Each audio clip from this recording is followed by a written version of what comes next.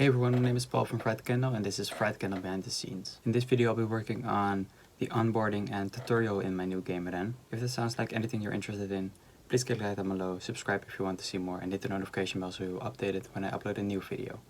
Let's jump into it. I'm going to make two animations, one explaining how to run and one how to do the relay race. First I wanted to do the dots on the screen to show what the fingers needed to do, but that didn't look right, so I opted for a phone with fingers. I tried looking at Animator, but it was too advanced for my animations, so I left it for now. I also didn't want to use the legacy animations in case it gets deprecated. I made some simple graphics in Affinity Designer and imported them into Unity. I made sure the screen of the phone was white and not a color, so I could color it in Unity. White sprites can be colored in Unity, while black stays black.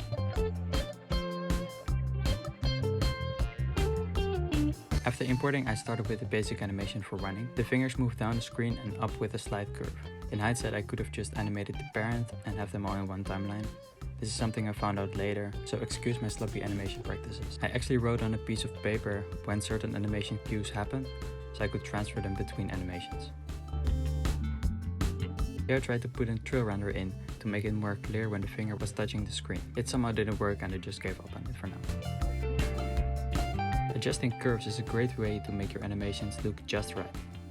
Instead of an ease in and ease out, I wanted the finger to speed up as it moved down. With curves you can do just that. By right-clicking on the handles you can break them and move each side individually.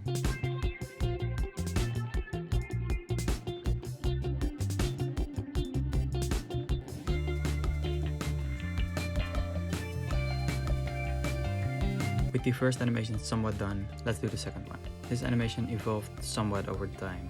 It's two hands, where the current hand gives the phone to the second one. This too would have been way easier if I animated the parent object, but whatever.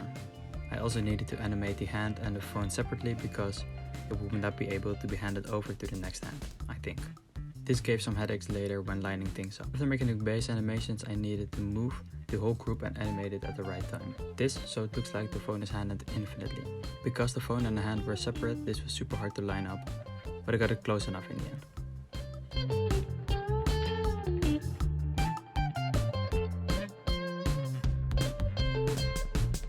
After that I just faded in and out the hands at the appropriate times and it looks fine.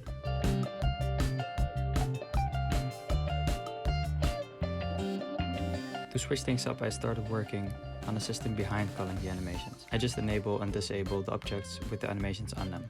It's probably not the most efficient way, but it works.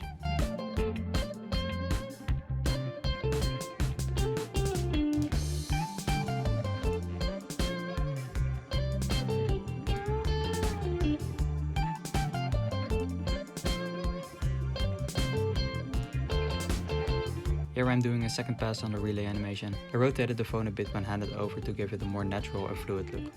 And I did the same for the run animation. When the fingers run on the screen, the phone rotates a bit, showing force being added to the phone.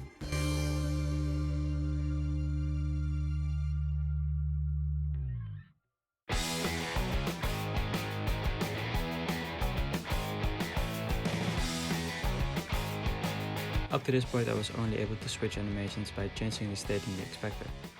So I wrote some quick functions to increase and decrease the state, so I, and the player for that matter, could do it in-game. I copied the buttons from leaderboards and pasted them into this scene.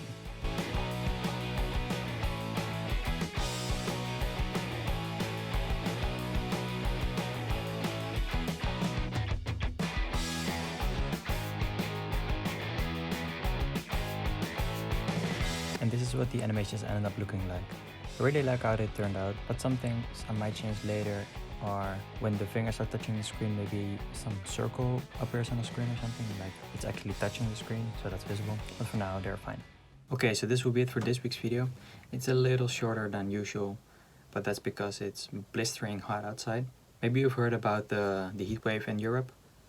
For the last few days it's been above 30 degrees Celsius, and even in the higher, almost touching 40 degrees, it's way too hot for Western Europe because we don't have AC. Most of the houses don't have any AC. So I have some fans here, but I need to keep them running because otherwise I get way too hot. It's actually 34 outside right now. I'm going to finish up this video really quickly and find some cooling.